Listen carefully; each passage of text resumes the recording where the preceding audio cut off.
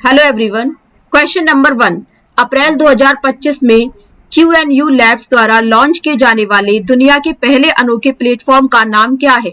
What is the name of the world's first unique platform launched by QNU labs in April 2025? Q guard, Q shield, Q secure या Q defend? इसका correct answer है B, Q shield. अब ये Q shield है क्या? Q shield एक quantum safe cyber security platform है जो कि फ्यूचर को सिक्योर करने वाला एक प्लेटफॉर्म है। क्योंकि फ्यूचर को सिक्योर करने वाला है क्योंकि बहुत सारे ऐसे कंप्यूटर्स बन चुके हैं जो कि इंक्रिप्शन को भी तोड़ सकते हैं, जो कि इन कंप्यूटर से प्रोटेक्शन करने के लिए बनाया गया है। The launch of this platform adds one more step in India's journey towards global leadership in quantum technology. और इस प्लेटफॉर्म को इसलिए लॉन्च किया गया है क्योंकि ये एक बहुत ही बड़ा स्टेप होने वाला है कि हम साइबर सिक्योरिटी हमारे पास रहे, हम किसी भी प्रकार के फ्रॉड से, स्कैम से हमारी प्रोटेक्शन हो। इस प्लेटफॉर्म का शुभारंभ क्वांटम प्रौद्योगिकी में वैश्विक नेतृत्व की दिशा में भारत की यात्रा में एक और कदम है। Q shield enables various services. अब जो ये क्यू शील्ड है इसमें भी बहुत सारी सर्विसेज है, लाइक क्यू स्मोस फॉर की जनरेशन। मतलब जो क्यू स्मोस है वो बहुत कई प्रकार की वो कीज जनरेट कर सकता है। मतलब ये रैंडम कीज जनरेट करेगा जिसके बेसिस पर उसकी सिक्योरिटी को ब्रेक कर पाना बहुत ज्यादा हार्ड हो जाएगा। Q connect for secured connectivity. Q connect बनाया गया है जो कि कनेक्टिविटी को सिक्योर करेगा। QSFS for secure file storage and sharing, जो कि गवर्नमेंट की साइट्स हैं या बैंकिंग की जो साइट्स हैं जो कि लॉन्ग टर्म तक अपने डेटा को स्टोर करके रखना चाहते हैं, उन सब के प्रोटेक्शन के लिए बहुत काम आने वाला है। Q Vault for key management, empowering enterprises a pathway to quantum safe their critical and diverse infrastructures, जिससे उद्यमों को अपने महत्वपूर्ण और विविध बुनियादी ढांचे को क्वांटम सुरक्षित करने का मार्ग मिल जाता है। नेक्स्ट क्वेश्चन है, अप्रैल 2025 में कौन सा अमेरिकी राष्ट्रपति भारत का दौरा कर रहा है? Which US Vice President is visiting India in April 2025? Kamala Harris, Mike Pence, JD Vance या जो Biden?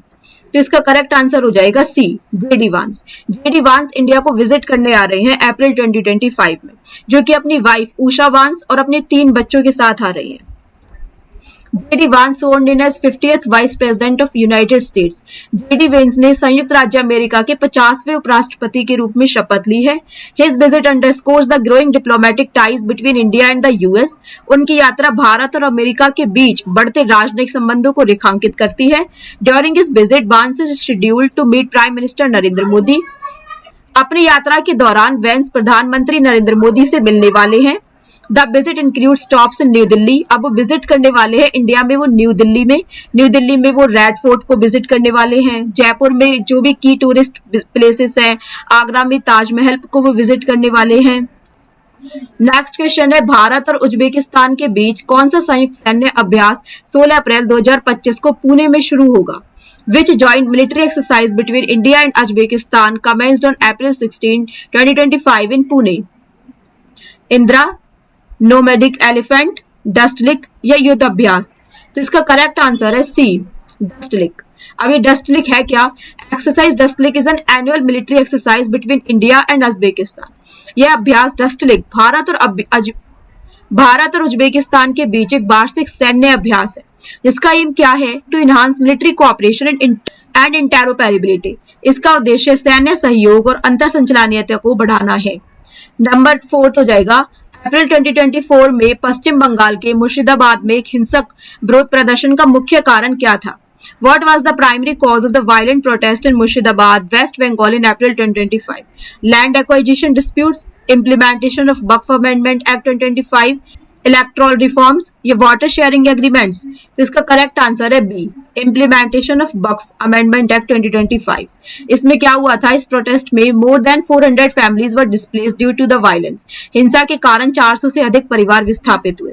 The Calcutta high court order the deployment of central forces to restore order. Calcutta उच्च न्यायालय ने व्यवस्था बहाल करने के लिए केंद्रीय बलों की तैनाती का आदेश दिया था। इंटरनेट सर्विसेज को सस्पेंड कर दिया गया था अफेक्टेड एरियाज में ताकि कोई भी मिस इन्फॉर्मेशन स्प्रेड ना हो।